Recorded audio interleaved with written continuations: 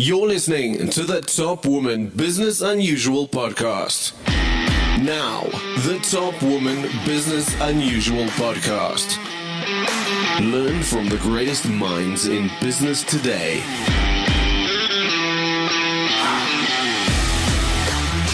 Interviews hosted by Ralph Fletcher.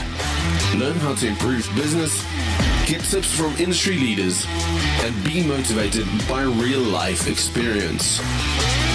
Top Woman Business Unusual.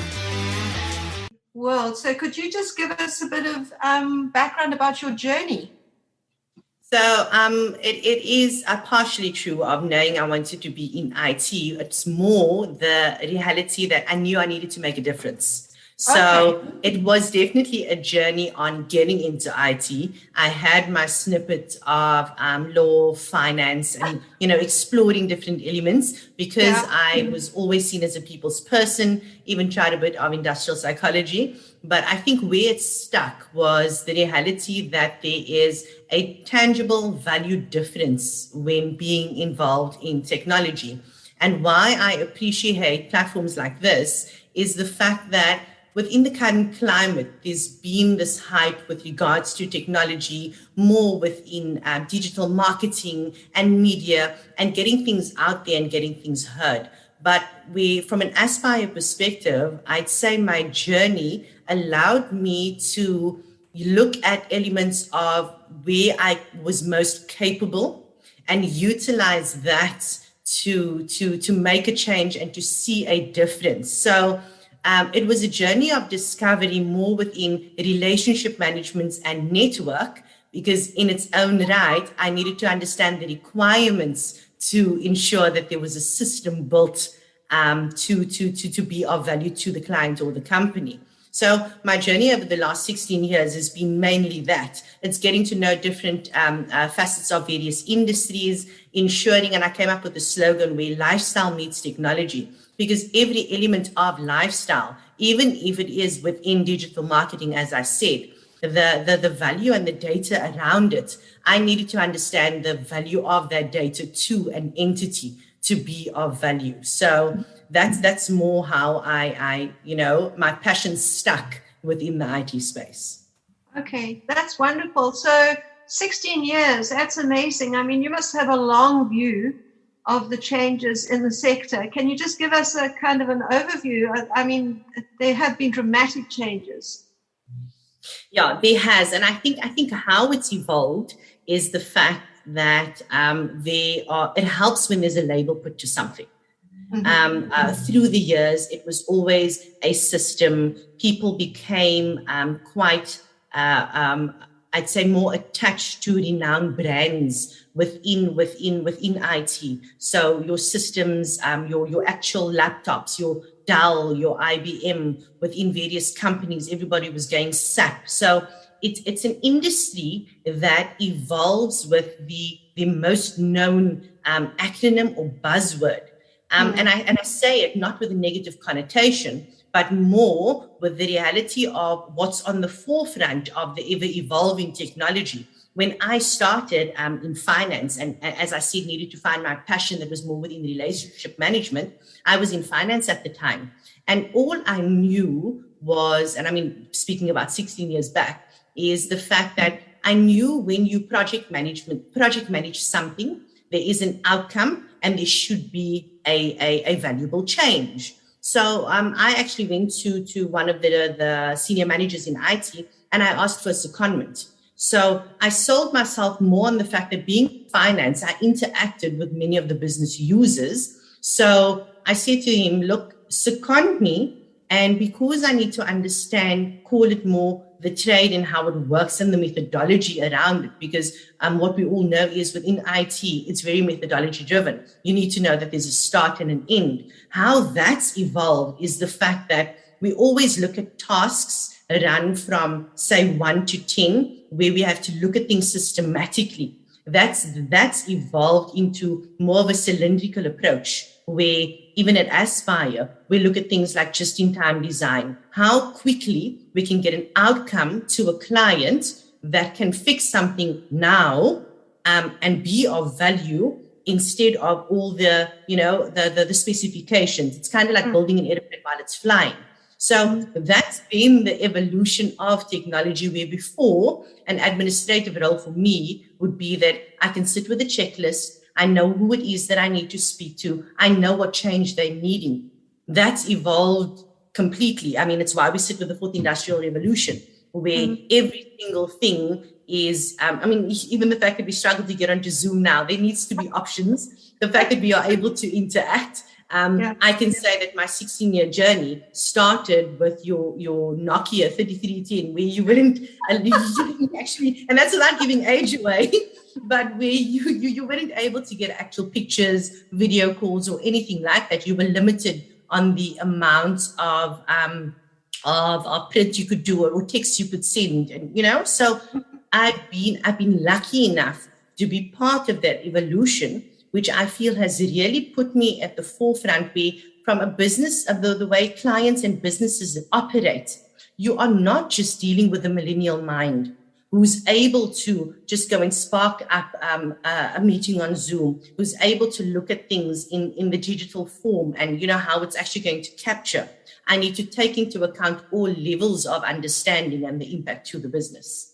So I know that's a mouthful, but it's possible to speak about technology and not mention the evolution around it. Of course not. I asked you about 16 years. I think you did a wonderful job. Yeah, we don't want to go into the intricacies of everything that, you sit with and all the challenges, but that all becomes lessons. Absolutely. So as business director of Aspire Solutions, can you just unpack for us what your role is and how that actually pivoted during the last 2 years with COVID? Okay, so I'll give you a funny story around, how let me bring up the title first. So Aspire is very much on, we run and we pride ourselves on our culture. So my business partner, Mike Stain, we started, I think it's about 7 to 8 years ago, on as a joint venture where I was an independent and him as well, with different skill sets on a project. And the synergy was great. We then started working it hasn't stopped since then. And we got to a point with Aspire Solutions changing the branding and, keeping up with times, becoming more digital, becoming more available to what it is that our services are, because we're generally the guys in the background. We are not the ones that you're going to see on the forefront. We're the engine that makes things run in the background. And Mike and I, with our partnership as it grew, with me leaving Evolve, that was my company that I was running under, joining Aspire as a partner, it was the conversation of, listen, what are our titles? Because we pride ourselves on being, I'd say, the jack of all trades, but not with the master of none. We're able to distinguish what it is, but more the fact that our culture grows around the ability with all at Aspire to be able to contribute towards a project. So the key part of being a business director is ensuring that the business is running effectively, the people are happy and understand their tasks, and the fact that I'd say 30% of that is my feet in operations to understand the impact and the projects itself. Coming from a project management, business analysis, and solution architecture background, I try and keep my hand in there because, again, that is more my passion. But the joint effort is what helps completely.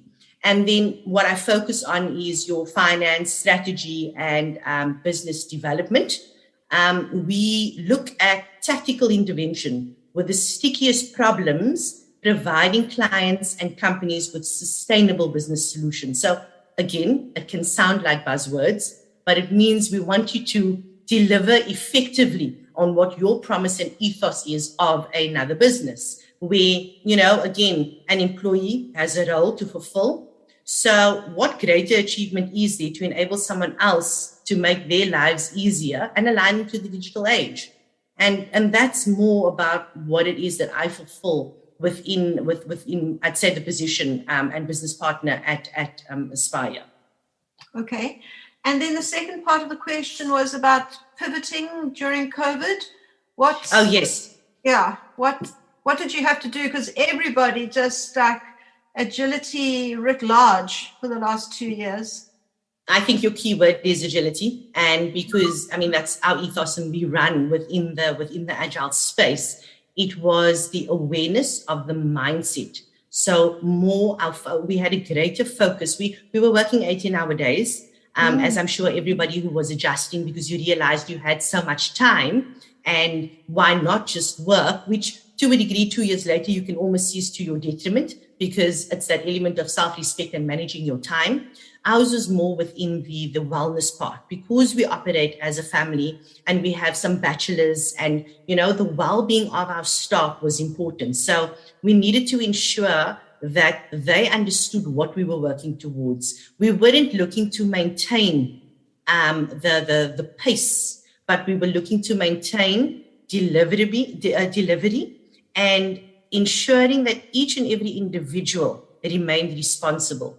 So between myself and Mike, we kind of did the split where we do our check-in with, like I said, some of our bachelors who we know their family doesn't live here, they live on their own and is away from the world. It became a real thing, the COVID anxiety part. And on the other hand, we needed to adjust that our clients, because we're very much within the transport sector, right, which was seen as essential services. So we were also in a position where, from our client side, at 8 o'clock on a Sunday, which would be like a no-go zone, work-wise, we'd be getting calls because it was something that needed to be implemented on a Monday. And keeping that balance became really challenging. But it was the mindset of keeping close communication and also being realistic. But between myself and Mike and being client-facing, we needed to make sure that the lines of communication with our client was open, and the responsibility that we had to the well-being of the staff was top priority. That was how we ensured that there was balance with the entire adjustment. So that segues nicely into my next question. When it comes to wellness and fitness, what pointers do you have for maintaining a healthy work-life balance for yourself and for your colleagues? Okay, so I'm going to start off with that in saying that the first step to recovery is admission. So when you are a workaholic, about 3 years ago, I had to look at myself and admit that, work was my life. And yes, it is your passion, but you need to have that divide. So taking time out is not just something that is good, but it is an element where you are respecting yourself enough. You are respecting yourself enough to take that time to breathe. It is better for, if you're needing to take a run to clear your mind, and a run doesn't need to be what we say excessively where, I've achieved a 5K, I've achieved a 10K, it can be a walk.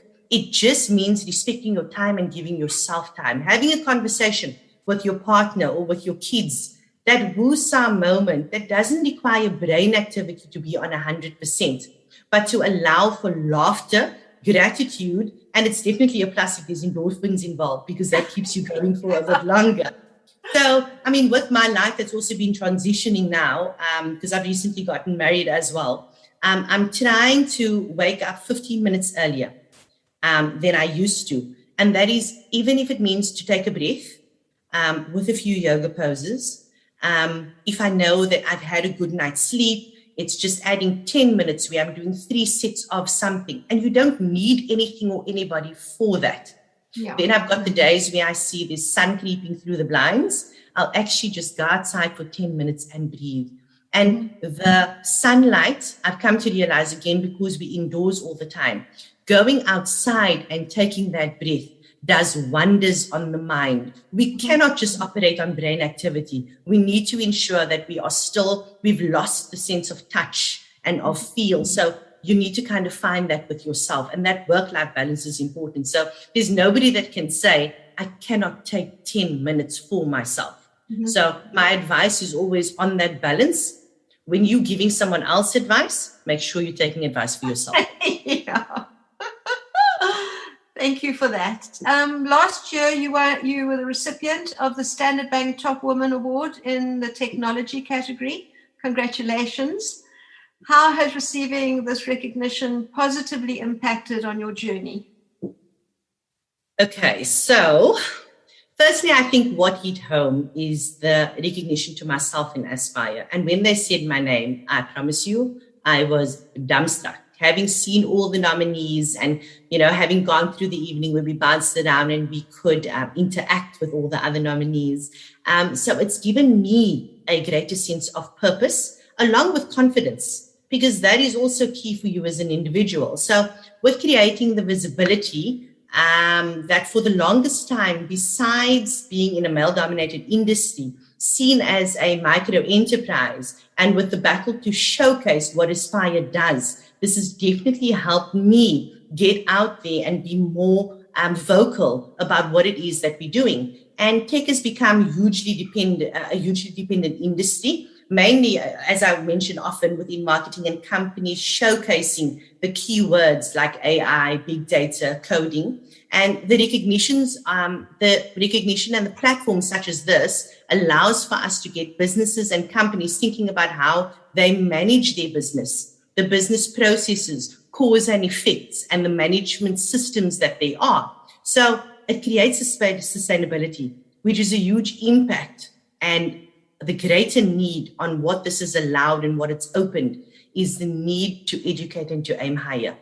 So the opportunity to inspire the youth and other small businesses to get out there and be proud of taking the first step, because it would have been unknown or uncharted waters for me if the opportunity wasn't there. And, you'll enter something and you'll send some information. And to me, being recognized as a finalist was almost enough. So with winning that category, it's helped me to move forward and also move the goalposts once more. So I'm truly thankful and honored to be a recipient of that award. And I'm hoping to do justice where, it's an inspiration to others, and more so that the platform is also recognized where if it was just there to help me with my confidence and get me out there, it can do a lot more for businesses that can be further recognized.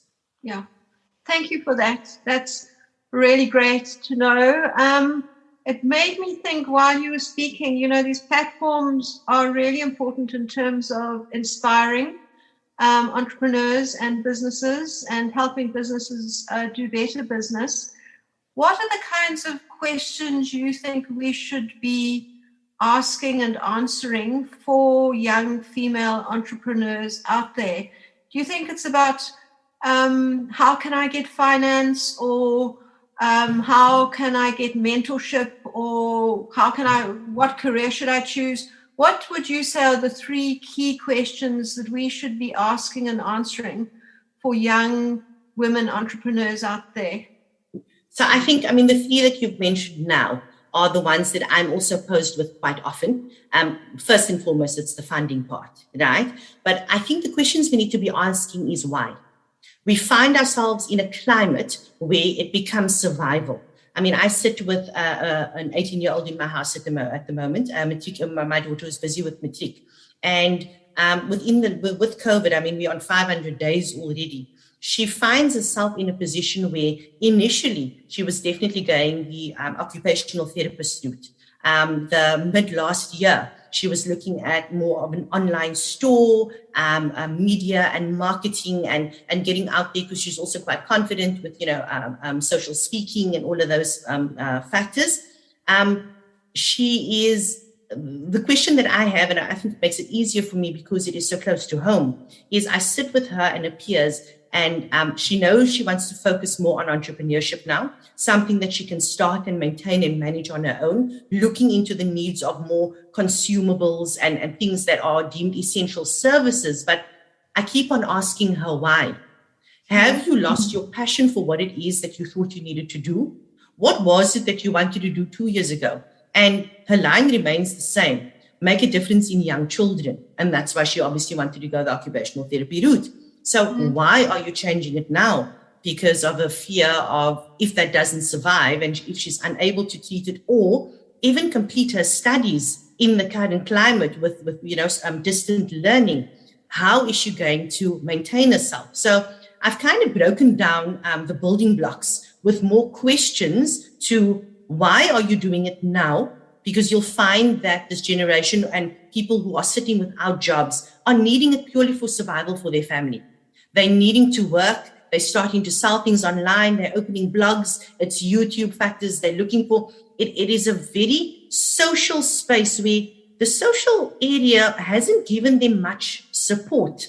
If anything, it's set extremely high standards for this generation, because what they see on social media becomes this perfect life where things are given to you, and you've got a paid partnership, they're making money, they're living the life. And if we are able to put more onus on the characteristics of why the entrepreneurs starting off in Generation Z and going forward, on why they are doing it without losing passion and without it being purely about the monetary gain. Because that, as much as we need it for survival, you cannot continue just chasing it without understanding the why.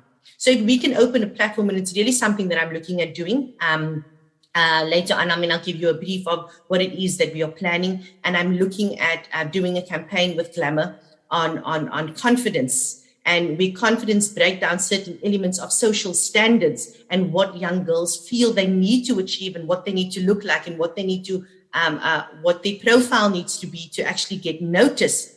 It should be more about characteristics. So again, without the age factor, but I am grateful that I come from a foundation where moral grounding and understanding why I'm doing it. I'm not doing this without principle and without going, yes, I need to survive.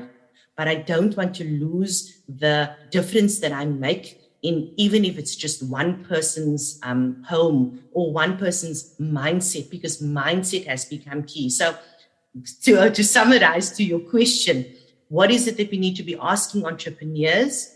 It's the why and how mentally they are impacted with the decision that they are making. So are you making a decision based on your current state, or is it something that means something to you?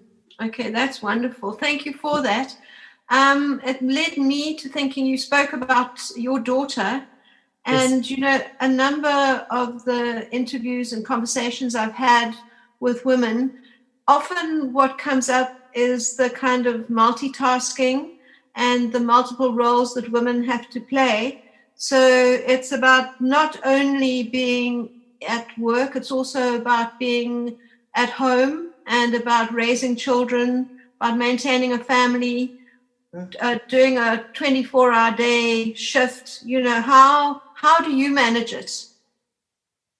Okay, so for me, again, I think, and I mentioned it a little earlier, it helps to get the label. So if we were to bring it closer to home with being mothers, and what I've also found is you get people that will watch a podcast like this, right? And they're focused on success and they're looking for stimulation and they're looking to move forward, where I really want to get a message out there that being a mom at home is a job on its own. It allows for those skills of multitasking. So if you are doing your pickups and drop-offs at school, you are interacting with mothers, your child can be a bit older. There is something that you have learned, or your child was sick at one stage and you found this little trick and you're able to pass it on to other mothers. It is understanding and labeling that capability. Are you good at keeping your kitchen in order? Are you good at, we've got this whole range of things where people are doing meal prep to stay healthy. Are you good at planning those things? Those are not just, oh my word, I'm able to do meal prep. It's the skill of planning around that. So I'm looking to, for me, I manage it by, I'll do something once, and if I get it right and I enjoy it, I'll continue doing it. If not, I need to make a change. And that change for me generally comes if I get frustrated. So if I know that I pack the lunches every night at a certain time to make sure that everything's ready the next morning, because yes, I do set my table the night before religiously, and I've done it my entire life. It's more because I feel it's important for my kids to not leave home in the morning when they do go to school with a rushed mindset. It kind of sets the tone for the day. So if there is structure with their lunchboxes in order and things that is in order, it became a skill of mine where I'm able to plan. And I pride myself in that. So small things in a house is what I try and ensure is instilled in my daughter being 18. I could have the conversation with her when she turned 13, where this is not my house alone. This is actually ours. And we need to put this together. Again, a skill where it becomes on, if you look at how you manage people and how you interact, because I'm not going to want to hurt her emotions with certain things. So I try and be her at 13, look at the chores that I had and how it can help our fast-paced life now. And that's kind of how I try and instill it where, yes, I've been told that you're too positive about things, but without my positivity, it would have gotten me down. And that's my little bit positive. I think we all need a lot of positivity these days. No, definitely. So it's using every situation that there is where there's an element of frustration or when I'm exhausted. When I'm exhausted, it's that moment where I tell myself I need to take that break. And I've learned to know when that is now. So there's a lesson in everything for everybody. Yeah, that's wonderful. You spoke earlier on about the young entrepreneurs and what's their passion, what's their why. What's your why? What's your passion? So my why and my passion is to make a difference as authentically as I possibly can. So it's basically aligned to, I'd say, social change. If you look at it if you start by practicing random acts of kindness, smiling to someone, smiling at someone, you mentioned that you've watched previous interviews with me. When people say, giving me a line of inspiration within technology, I don't link it to technology. I use words such as love. I use words such as caring because I feel those positive traits and positive acts make a difference. So pay your pensioners bread in the queue behind you at that time and do good, because that too becomes something that, aids social change. Reach out to people on platforms struggling with adjustments. And most importantly, it's sharing your story and being authentic, because it's okay to not be okay at times. I can say that I am frustrated. I can say that I can't always do things. And that's okay. We can't always showcase the best in life because it has an impact on people that has low self-esteem. And then most importantly, it's being consistent. So if you are able to donate 100 Rand a month, but in a month or two, you're going to be short that 100 Rand, you're still going to be okay because people are worse off. And then collaboration and relationships fuel everything that I've just said. So don't be afraid to ask. And they can only say yes or no. And if they say no, ask yourself why and do introspection. That's very great advice. Thank you for that. You've previously spoken about creating social change at scale. What advice do you have for women out there who are committed to the same mission? Yeah, so leading off from what I just said with regards to collaboration and relationships, networking is key. Don't think that you are in it alone. Look for people within industry. So, my 16 years may be experience now and I'm able to be there and, share my journey, but it came from me having mentors in my space. If I look at Louise Wolseley, very much a part of my life, Shirley Morse, and these are all people that have written books within project management, has been a part of my journey where I reached out to them and said, listen, I'm looking at entering a different space within IT. I'm not too sure if my capability is strong enough. Can you guide me? And yes, I've had one or two people that said, look, I'm sorry, I really don't have time. This is what I'm focused on. But then I have others where I'd like to pride myself that I would be one of those where if someone reaches out and says, listen, I know you've got experience. It's the hindsight that you actually want to ensure aids the next person. Why, if it was a lesson to me, can it not be something that someone else is able to utilize now to guide them and ensure that they don't make the same mistake? Yeah. So reach out, and I always say it's two things. It is the relationships and collaboration and perseverance. So don't give up on yourself. It is vital that if you feel it gets you down, allow yourself that, but not too much time. Ask yourself why once more and see it as a lesson. So if you fall over a step, you are now aware that the step's there. It becomes that type of, trying to bring it home and back to reality. Yes, I love that quote. Failing is not falling, it's not getting up.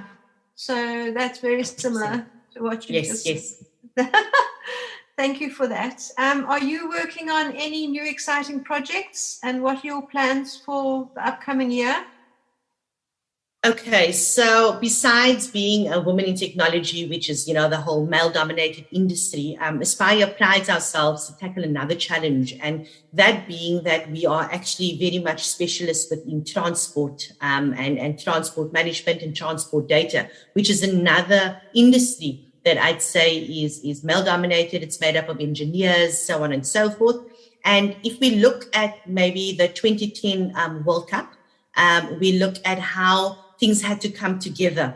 And there was a huge hype around smart cities around the world. And what that is it's aiming to using transportation with new and emerging technologies to make moving around more convenient, more cost effective, and obviously looking at safety. So one of the key things that Aspire is busy with now is, like I said before, we're known as being behind the scenes, where our focus is ensuring that data is available for institutions to make informed decisions, and by means of centralization and ease of use. So we're very much involved with the City of Cape Town, and we are looking at one version of the truth for them on ensuring that there is centralized data that is available for them to allow them to plan and have all the mechanisms available and metrics to aid both safety, transport, and how things are managed currently. So it doesn't sound as exciting again with us being in the background,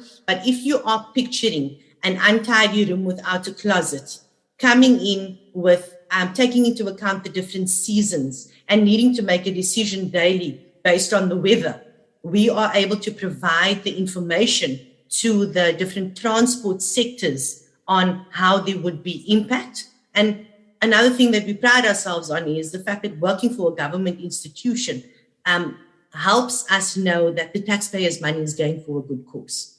So that's one of it from a project perspective. We've also recently just started up a sister company called Aspire Business Technologies, where we are taking the IP, because Aspire Solutions is a custom development house. We've also realized that there are certain things that we have developed, which, it's South Africa built now, and we actually productizing it. So the two that we've looked at now is Findology and Ilula. And Ilula, that would be more, I'd say, more relevant to this platform, is running your business simply. It's creating a one-stop shop for entrepreneurs or business owners that, if we look at it realistically, entrepreneurs have a good idea, they get some funding, or they're able to start up and build from there. But how businesses is run, and with your statutory requirements and everything that is required for you to operate within a compliance space, we've created a product called Ilula. And again, this stems from the Aspire management system as we grew and progressed, that we needed to put together and make sure checklists are in place. And then another one, lastly, is the Aspire Academy. So pride ourselves on fast track learning. How this came about is we needed developers in our space, and we realized that it seemed, firstly, it's an inundated market because developers are needed everywhere. But our way of work and our technology stack that we've put together, it became really difficult to find that plug. So we've gone out there and made it a platform that we offer for free, with certain criteria of coming on board for fast track learning, where people who would study their degree, and obviously we still recommend that they do that. So at the moment we've got 5 students, 3 of them with the honors within business science and IT. And when I think they're in their 4th month now, they are able to not just focus on things such as coding and understanding various systems, but they look at database design and the logic on how a system is implemented within the agile nature that's required right now. And then last thing that's on the card, as I said, is the confidence is key. a competition that I'm going to be running with Glamour. And this is to ensure that we are inspiring the changing mindset, even if it's just one person that is infected with positivity and confidence, that in this generation is able to, infect a lot more within the millennial mindset, and still without losing value on character and the moral grounding. So I know that's mouthful, but we don't have much time left, but yeah. That's wonderful things to look forward to. And I had just want to say, going back to the first one that you spoke about, working with Cape Town and the transport, I think that's very exciting, because I've been stuck in Cape Town rush hour traffic at 7 o'clock and at 4 o'clock for hours. And, it's if they can get that right, with like a really good public transport system, it'll make a world of difference to everybody who works in the city. There's millions of people rushing in and draining out all at the same time, and there are about 3 roads. So 100%. And I mean, if you look at it based on Cape Town, and it's something I never understood before I came into transport, in the CBD, you've got that bridge that goes halfway. And what is that about? It's about planning. It's how things are planned. Yeah. So it's impact to the commuter. It's impact to, we focus largely within public transport, because the impact on public transport and the commuter on the road in his private vehicle, there's always that clash on, safety and how things are run. And what we're actually focusing on largely is that information that's captured on public transport, because it has a large impact on the commuter. And having that information and putting that information together has opened up a whole new chapter in understanding how that space actually works. Yeah, no, exactly. And, if you have, say, in London, like the Tube, where that's, that frees up a whole range of things in terms of time, pollution, safety. There's a whole range of things that, just become better if there's a really good public transport. So I'm excited. Thank you. I'm so glad to hear, because when I bring it up on transport, people's like, okay, so what are you actually doing? And they're wanting me to show them, and I'm like, we have the data. We're busy in SQL. We're putting together some amazing BI reports, and but. Okay, so what does that do? Thank you so much for being excited. That's wonderful. We're coming to the end of our conversation. I've really loved speaking to you. So I think if we can just end off with any words of wisdom and support that you have for young South African women out there who are struggling to find their purpose, and either their own purpose or keep their businesses going. It's a tough time. So some inspiration and your positivity goes a long way. So if you can just give some wise words, that would be wonderful. Thank you. Okay, so first and foremost, I try to kind of reiterate on what I've said before. Your current position is there for a lesson. So if you find yourself frustrated, you ask yourself why, and see that as a benefit. What can you change? What can you try and change? And what's actually working? Because we find ourselves in a space that as soon as you get you're negative about one thing, it impacts the 9 other things around you that's actually working quite fine. So latch onto that. So if you are exhausted by your routine, try something different. Your current position could be a means to an end, right? So the positive is that you have something that you are working on. It's the fact that, working with and you're gaining experience, and that is invaluable. That cannot be taken away. When you find a new way to travel, as an example, or a new road, that's a shortcut. You pride yourself in that, and it's cut off time, and it is something that is yours. You found it. So ever wondered how mothers that go on school runs are able to give advice? And I've mentioned this. It is their experience. So my parting lines would be, because that is experience, take your own advice and be the best version of you. In failure, there is always success. Failure is purely an enabler for opportunity and growth. Something that goes right something that goes wrong, being one thing, brings you 9 rights. So stay, it's so, I know it is difficult to hear the words and say stay positive, but if I can actually just be impromptu and read something that dance. no, not dance, definitely not. So what I actually did was, so I am busy with the book as well, and it's you writing a book? I am, yes. So I'm busy with a book called The Woman Within, and what I tend to do is thoughts, or the book is based on it's supposed to be a bit of a life story and motivation for young women or for women in any generation, right? And what I've actually, I make little notes, and if I can part with something that's inspirational, I wrote something on gratitude. So it goes, gratitude. Why not take a moment, just one, to take a deep breath and feel the gratitude of life. Take a moment and close your eyes, open it, and have gratitude for sight. Why not put your hands together, smile for the gratitude of touch? Why not take a moment and look around you, gratitude of safety? If someone is around you, it's gratitude of love. In the end, you've taken a few moments that will never return. Smile with gratitude on the worth of time. Your time is a grateful moment, moments that only you can create with the blessings around you. That is wonderful. Did you write that? I did. That is beautiful. That really is. Well, thank you. You've given me goosebumps, and it's been an absolute delight speaking to you. Thank you.